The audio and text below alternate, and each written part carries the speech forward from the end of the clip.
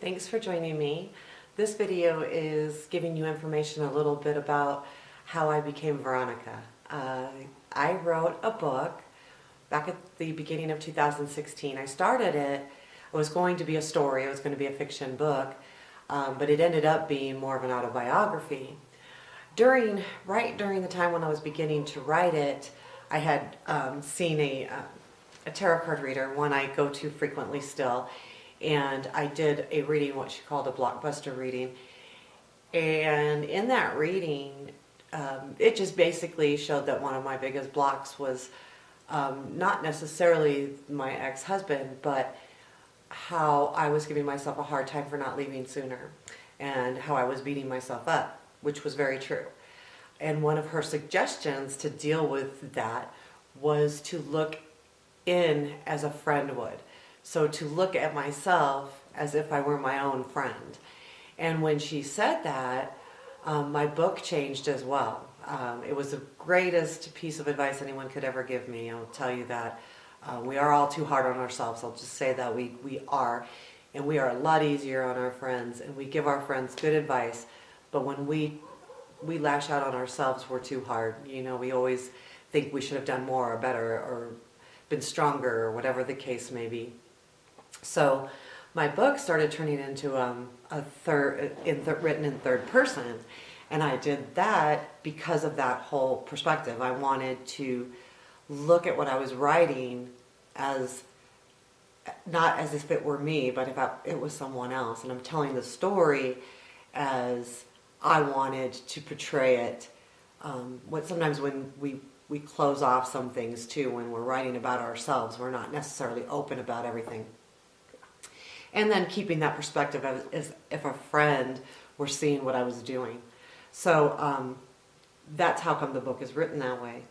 And in the meantime, as time was going, towards the end of 2016, I was really, during that whole year trying to find myself and who am I, and am I supposed to be a manager of a big company? Am I supposed to be conservative like the rest of my family? I feel good about myself. I've lost weight. I've done these things and I've changed physically, but I still feel like I'm trapped and I need to be me. And, even with social media, you can be private and do all these things, but however, you still know that there's people watching you, whether it's your friends or people you work with. So I embraced my Veronica name and started an Instagram page and Veronicas Dreams. And I decided that's where I could post and just be me. I used a different phone number. I used a different email.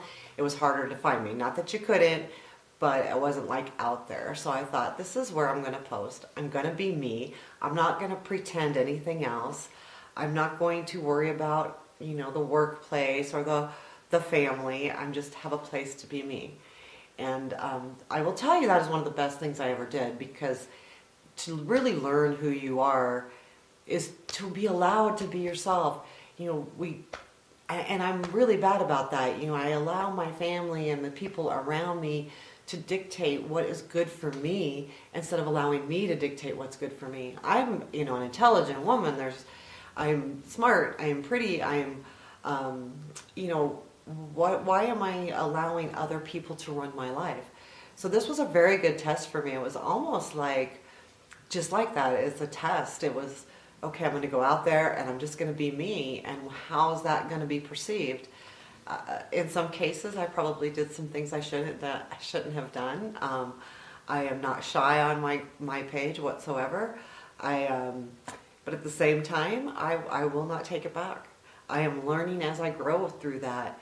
So the biggest reason started just because I needed to have someone, needed to give myself a little bit of, slack, a little bit of credit. And then it just grew into being this person, Veronica's dream. This is who I want to be. And why should being yourself be a dream? It should be the reality. You should always be able to do that. There shouldn't be anyone that takes that away from you. So with that, I just kind of grew everything. That's why my website's Veronicas Dreams, and that's why I'm going by Veronica on a business level. And even sometimes on a personal level, if you want to call me Veronica or if you want to call me Karen, I'm good with either. But I'm finding that when I'm playing Veronica or using that, I am more me. And the me that I never knew because of all those years of being raised and trying to be what your parents want you to be, and then being in a marriage where you're trying to be what your husband wants you to be, and you're raising kids and you're trying to be that parent that the teachers and principal want you to be. And where did you go in all of that? And so I sometimes feel like Veronica's more the real me than anyone else. Well, she is. There's no doubt. So that is the story of Veronica and how I came up with it and why I stick with it. And I hope that makes sense. And if you have questions, of course, you can always message me or comment on my video. And thank you.